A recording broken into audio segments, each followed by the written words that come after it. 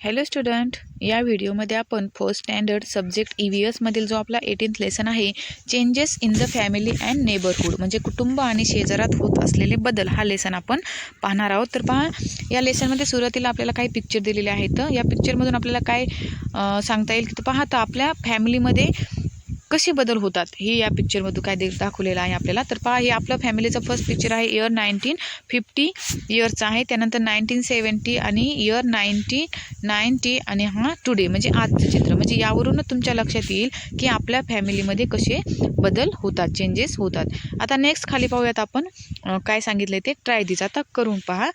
Gather the following information about your family from your parents and grandparents. आता पहा, तुमचे जे पॅरेंट्स आहेत, आई वडील आणि आजी आजोबांना विचारून तुमच्या कुटुंबाविषयी जी खाली माहिती दिलेली आहे ती माहिती तुम्हाला काय करायची, मिळवायची. त्यामध्ये फर्स्ट पहा काय आहे, how many people were there in your family in each year shown above. आता वरती जी इयर दिलेले आहेत, वर दिलेल्या ज्या वर्षी म्हणजे तुमच्या कुटुंबात किती माणसे होती हे तुम्हाला तुमच्या आई वडिलांना किंवा तुमच्या ग्रँडपेरेंट्सला काय करायचे, विचारायचे. त्यानंतर सेकंड पहा, did the number of people in your family change every time. आता पहा, तुमच्या फॅमिलीमधील माणसांच्या संख्येत बदल झाला का. जे वरती जे इयर दिलेले आहेत तर त्या इयरमध्ये किती तुमच्या कुटुंबामध्ये माणसे होते आणि मग नंतरच्या वर्षामध्ये तुमच्या कुटुंबातील माणसाच्या संख्येत बदल झाला का हे पण तुम्हाला काय करायचे, तुमच्या पॅरेंट्सला विचारायचे. त्यानंतर how did the changes occur. आता हा बदल कशामुळे होत गेला. तर पहा, आपल्या फॅमिलीमध्ये हा जो बदल होतो, माणसे म्हणजे संख्या कमी होण्याचा किंवा जास्त होण्याचा, तो बदल कशामुळे होत गेला हे पण तुम्हाला विचारायचं आहे. आणि तो बदल कशामुळे होतो हे आपण या लेसनमध्ये नंतर पाहणार आहोत. तर पहा, each family may have a different number of people. आता पहा, आपल्या फॅमिलीमध्ये म्हणजे कुटुंबातील माणसाची संख्या वेगवेगळी असू शकते. This number does not remain the same. आता ही जी संख्या आहे प्रत्येकाच्या फॅमिलीमधील किंवा आपल्या फॅमिलीमध्ये, ही संख्या कायम तशीच राहत नाही. As time passes it may increase or decrease. आता पहा, कमी, आता ती जी संख्या आहे ती कायम राहत नाही, ती काय होत असते पहा, कमी अधिक होत असते. Marriage is one reason for such a loss or gain. You may have seen an aunt or a cousin's wife joining your family after getting married, or another aunt our cousin getting married and joining another family. आता पहा, जर आता आपल्या कुटुंबातील सदस्यांच्या एखाद्याचं लग्न जर झालं तर पहा, लग्नामुळे कुटुंबाच्या सदस्याच्या संख्येत काय होते, वाढ किंवा घट होते. आता लग्नानंतर पहा, काकू किंवा वहिनी आपल्या घरी आल्याचे आणि आत्या किंवा जी ताई आहे आपली ते दुसऱ्याच्या घरी गेल्याचे तुम्ही पाहिले असेल. हा आपला लग्नामुळे पण काय होतं, आपल्या फॅमिलीमध्ये फॅमिलीच्या माणसाच्या संख्येत काय होऊ शकतो, बदल होऊ शकतो. The number of people in a family also changes due to birth and death. आता पहा, हे झालं लग्नामुळे आपल्या घरातील माणसांच्या संख्येत कमी जास्तपणा होऊ शकतो. त्याप्रमाणे पहा, जन्म किंवा मृत्यूमुळेही कुटुंबातील सदस्याच्या संख्येत बदल होतो. A family grows when the new generation is born. When members of a family pass away due to reasons like old age, illnesses or accident, the number of its members is reduced. आता आपल्या घरामध्ये पहा, म्हणजे जन्म किंवा मृत्यूमुळे काय होते, आपल्या कुटुंबातील सदस्याच्या संख्येत बदल होतो. आता नवी पिढी जन्माला येते, त्याबरोबर कुटुंबाची काय होते, वाढ होते. आणि म्हातारपण, आजार, अपघात यासारख्या कारणामुळे कुटुंबातील सदस्य काय होतात, दगावतात. म्हणजे त्यामुळे कुटुंबातील सदस्याची संख्या काय होते, कमी होते. एखादं नवीन बाळ आपल्या घरामध्ये जन्माला आलं तर आपल्या घरातील सदस्याची संख्या वाढते. आणि आपल्या घरात जर एखादं म्हातारा माणूस असेल किंवा आजारपणामुळे किंवा ॲक्सिडेंटमुळे एखादा माणूस काय होतात, एक्सपायर होतात. मग त्यामुळे आपल्या घरातील सदस्याची संख्या काय होते, कमी होते. म्हणजे नवीन पिढी जन्माला आल्यामुळे संख्या वाढते आणि जे आपल्या घरातील एखादी व्यक्ती असेल ते ॲक्सिडेंट किंवा आजारपणामुळे दगावल्याच्या नंतर आपल्या घरातील सदस्याची संख्या काय होते, कमी होते. Sometimes children in a family go to other places for their education. आता पहा, काही वेळा शिक्षणासाठी मुली दुसऱ्या ठिकाणी जातात. Also some members take up jobs or occupation in other places. आता आणि तसेच कामधंदा, नोकरी, व्यवसायानिमित्त घरातील माणसे दुसऱ्या ठिकाणी जाऊन राहू लागतात. Moving from one place to another in order to live there is called migration. आता पहा, त्यामध्ये अशा प्रकारे एका ठिकाणाहून दुसऱ्या ठिकाणी जाऊन राहण्याला काय म्हणतात, मायग्रेशन म्हणजे स्थलांतर करणे असे म्हणतात. आता काही मुली शिक्षणासाठी दुसऱ्या ठिकाणी जातात, तसेच कामधंदा, नोकरी, व्यवसायानिमित्त घरातील माणसे दुसऱ्या ठिकाणी जातात. म्हणजे अशा प्रकारे एका ठिकाणाहून दुसऱ्या ठिकाणी जाऊन राहण्याला काय म्हणतात, मायग्रेशन म्हणजे स्थलांतर करणे असे म्हणतात. Thus, due to migration, marriages, birth and death, the number of people in a family goes on changing. आता विवाह, जन्म, मृत्यू आणि स्थलांतर यामुळे आपल्या कुटुंबातील सदस्याची संख्या कमी अधिक होत राहते. It is not only in our family that we see this changes, they occur in the entire society. अशा प्रकारचे बदल फक्त आपल्याच कुटुंबात होतात असे नाही, असे बदल संपूर्ण जगातही होत असतात. फक्त आपल्याच कुटुंबात अशा प्रकारचे बदल होतात का, तर नाही, तर संपूर्ण समाजात असे बदल होत असतात. त्यानंतर आपण नेक्स्ट पेजवरती पाहूयात. डू यू नो, आता तुम्हाला माहीत आहे का, बर्ड्स ऑल्सो मायग्रेट, पक्षीसुद्धा काय करतात पहा, स्थलांतर करतात. Many birds migrate in search of food and shelter. आता अन्न आणि निवाऱ्यासाठी अनेक पक्षी काय करत असतात पहा, स्थलांतर करतात. Have you seen a flock of swans flying in a V formation in the sky. आता आकाशात पहा, व्ही अक्षरासारखा आकार करून उडणाऱ्या स्वेन्स जे आहेत म्हणजे हंसाचा थवा तुम्ही पाहिला आहे का. Have you heard about the beautiful flamingos every year the migrate from one place to another at a fix time. आता अत्यंत सुंदर दिसणाऱ्या रोहित म्हणजे जे कोणता, फ्लॅमिंगोज म्हणजे रोहित पक्षी त्याला म्हणतात, तो अत्यंत सुंदर दिसणारा पक्षी आहे. त्या पक्षाविषयी तुम्ही ऐकले आहे का. आणि हे जे पक्षी आहेत पहा इथं चित्र दाखवलेले, हे पक्षी दरवर्षी ठराविक वेळी काय करतात, एका ठिकाणाहून दुसऱ्या ठिकाणी काय करत असतात, ते स्थलांतर करत असतात.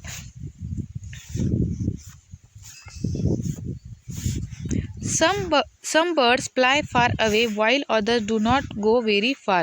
We can see flamingos at several places in Maharashtra between October and March. Birds fly in a flock even though they stay together in a flock. They do not have families or neighbors like human being. आता हे जे पक्षी आहेत ते पहा, एका ठिकाणाहून दुसऱ्या ठिकाणी काय करत असतात, ते स्थलांतर करत असतात. आणि काही त्यातील जे काही पक्षी आहेत तर ते दूरवर उडत जातात, तर काही जवळच्या ठिकाणी काय करतात, ते जाऊन राहतात. आपल्या महाराष्ट्रामध्ये पाहता हे जे पक्षी आहेत ते ऑक्टोबर ते मार्च या महिन्याच्या दरम्यान हा जो फ्लॅमिंगोज म्हणजे रोहित पक्षी जो आहे तो आपल्या महाराष्ट्रातील अनेक ठिकाणी आपल्याला पाहायला मिळतात.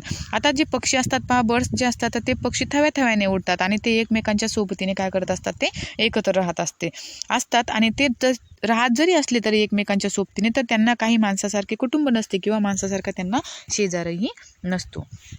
त्यानंतर नेक्स्ट पाहूयात आपण, कॅन यू टेल. आता सांगा पाहू. Look at the pictures of stamps given along side. आता शेजारी पहा काही तुम्हाला स्टॅम्पचे पिक्चर दिलेत म्हणजे तिकीट जे असतात त्याचे चित्र दिलेले आहेत, ते चित्र तुम्हाला पाहायचे. आणि which changes are depicted on this stamps. आता समाजात झालेले कोणते बदल या स्टॅम्प मधून तुम्हाला दिसत आहेत. When a member of the family goes far away for some reason he stays in touch with the family through letters, telephone calls and now the internet. These modern means of communication have brought the world close together. आता पहा, जे आपल्या समाज आता कुटुंबातील काही माणूस आहेत तर ते काही कारणाने घरापासून दूर गेला की पत्राने, दूरध्वनी जे आपले टेलिफोन्स आहेत त्याद्वारे, आणि आता तर पहा इंटरनेटद्वारे तो माणूस काय करतो, आपल्या संपर्कात राहतो. आणि या आधुनिक संपर्क माध्यमामुळे जे जग आहे ते आपल्या काय झालेलं आहे, खूप जवळ आलेलं आहे. इथं पहा तुम्हाला त्या पिक्चरमध्ये तेच त्यांनी आपल्याला काय केलेलं आहे, दाखवलं आहे. आपल्या समाजामध्ये कशी बदल होत गेले ते या पिक्चरद्वारे काय केलेलं आहे, आपल्याला त्यांनी ते दाखवलेलं आहे. त्यानंतर आपण नेक्स्ट पेजवरती पाहूयात. From ancient times to the present the nature of a family has undergone many changes. आता जुन्या काळापासून आतापर्यंत कुटुंबाच्या स्वरूपात खूप बदल झाले आहेत. वेन मॅन टूक up agriculture for his livelihood he settle down in one place. आता शेतीतून स्वतःची उपजीविका करणारा माणूस हा एका जागी स्थिरावला होता. जुन्या काळामध्ये तो एकाच जागी काय झाला होता, स्थिरावला होता. A lot of people are required to do the work needed in agriculture, therefore many relations stayed together and from a big family. आणि शेतीच्या आता तो जो माणूस आहे पहिल्या जुन्या काळामध्ये तो एका जागी काय झाला होता, स्थिरावला होता. आणि शेतीच्या कामासाठी खूप माणसे लागत आणि त्यामुळे पहा जे त्यांच्या रिलेशनमधील जे अनेक जण आहेत ते काय करत, एकत्र राहत. आणि या सगळ्यांची मिळून काय होते, मग अगोदर जुन्या काळामध्ये मोठे कुटुंब बनत असे. As the family grew it became impossible to feed everyone through farming alone. Trade and other new occupations developed. Cities began to grow. People began to migrate to places where they could find work. Big families were scattered into many small families. आणि पहा मग ते पूर्ण सगळ्यांचे काय होत असते, मिळून एक मोठे कुटुंब बनत असे. आणि मग कुटुंबातील माणसाची संख्या जशी वाढली तसे फक्त मग शेती करूनच कुटुंबातील सर्वांचे पोट भरेनासे झाले. आणि मग त्यानंतर पहा व्यापार आणि नवनवीन उद्योगधंदे यांचा विकास होत गेला. त्यानंतर शहरे वाढू लागली आणि मग पोटा पाण्यासाठी माणूस जिथे कामधंदा मिळेल तिथे जाऊन तो काय करू लागला, राहू लागला. आणि मग अशा प्रकारे जी मोठी कुटुंब होती ती काय झाली, मग विखुरली गेली. आणि त्यामुळे छोटी छोटी कुटुंब काय झाली, तयार झाली.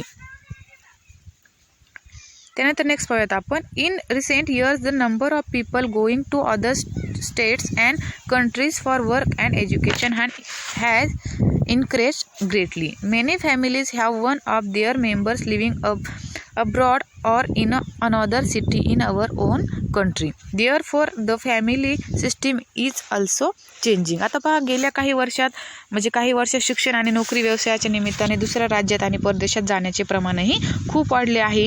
आणि काही वेळा पहा, कुटुंबातील एखादी व्यक्ती परदेशात असते तर एखादी व्यक्ती आपल्या देशातील दुसऱ्या शहरात असते. त्यामुळे काय होत गेला, कुटुंबातही बदल, कुटुंबात जे आहे आपले कुटुंब काय होत आहेत, बदलत आहेत. Just as there are changes in a family there are changes in the neighbourhood too. आता पण अशा बदलणाऱ्या कुटुंबाप्रमाणे जे शेजारी जे आहेत आपले, ते शेजारही काय होत गेला, बदलत जातो. जसे आपले कुटुंब बदलत जाते त्याचप्रमाणे जो आपला शेजार आहे तो पण काय होत जातो, बदलत जातो. त्यानंतर पहा, ट्राय दिस. आता करून पहा. Collect the following information about any 3 families living near you. आता तुम्हाला काय करायचं, पहा, तुमच्या शेजारी राहणाऱ्या कोणत्याही 3 कुटुंबाची खालील माहिती गोळा करायची. तर पहा, आता आपण सुरुवातीला अगोदर जी माहिती पाहिली ती आपल्या फॅमिलीमध्ये कसे बदल होतात ती माहिती पाहिली. आता जी माहिती पाहणार आहोत आपण की आपल्या शेजाऱ्यामध्ये पण कसा बदल होत जातो ते आपण पाहणार आहोत.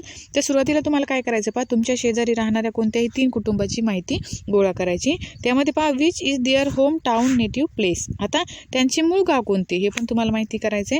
त्यानंतर when and why did the family move from their home town to this place. आता त्यांच्या मूळ गावातून आत्ताच्या ठिकाणी जे ते राहतात तुमच्या शेजारी, त्यांचे कुटुंब कधी आणि कसे आले ही पण माहिती तुम्हाला गोळा करायची. त्यानंतर what changes did they see here. आता येथे त्यांनी कोणकोणते बदल पाहिले त्याची पण माहिती तुम्हाला काय करायची, मिळवायची. त्यानंतर नेक्स्ट पहा, people migrate for jobs, occupations or education. आता पहा, कामधंदा, नोकरी, व्यवसायानिमित्त किंवा शिक्षणासाठी माणूस काय करतो, स्थलांतर करतो.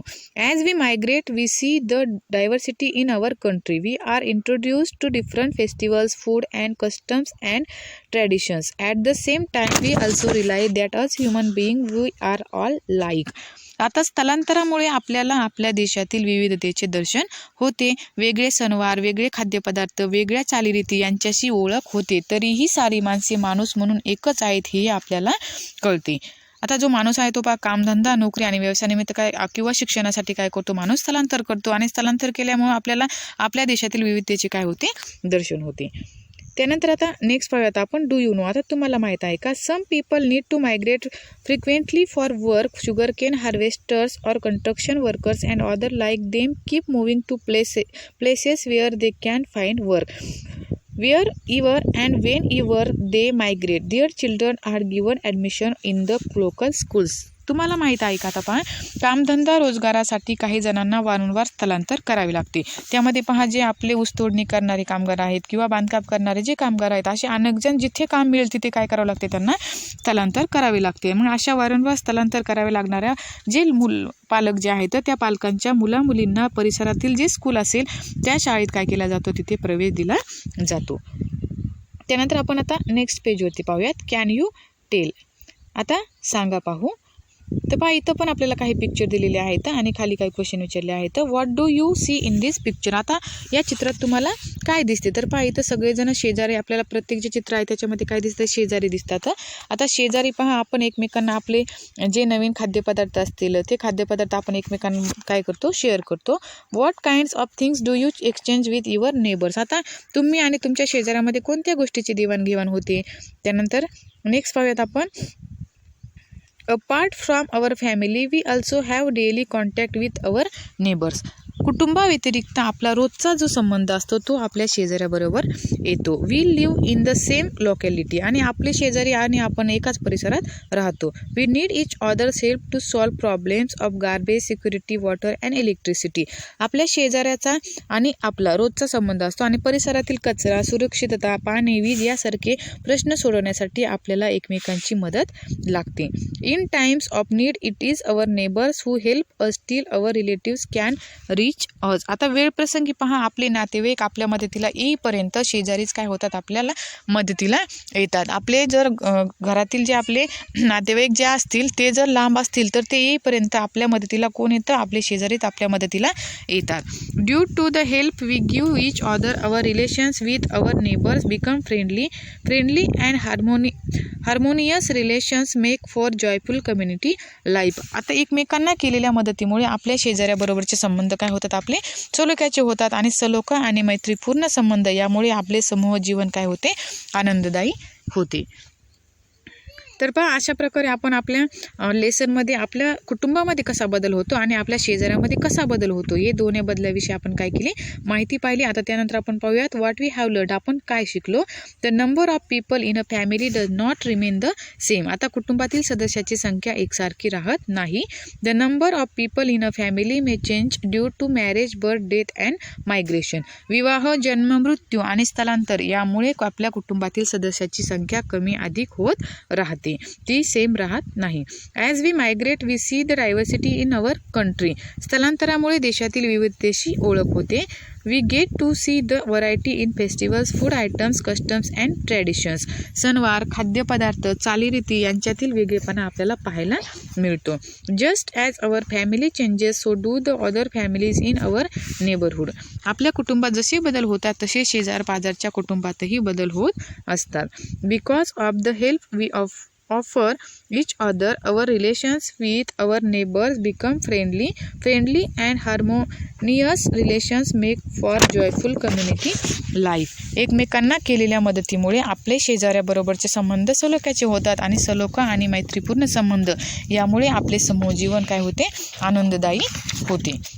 तर पहा, अशा प्रकारे आपण आपल्या लेसनमध्ये आपल्या फॅमिलीमध्ये होणारे बदल आणि आपल्या शेजारात होत असलेले बदल याविषयी काय केली, माहिती पाहिली.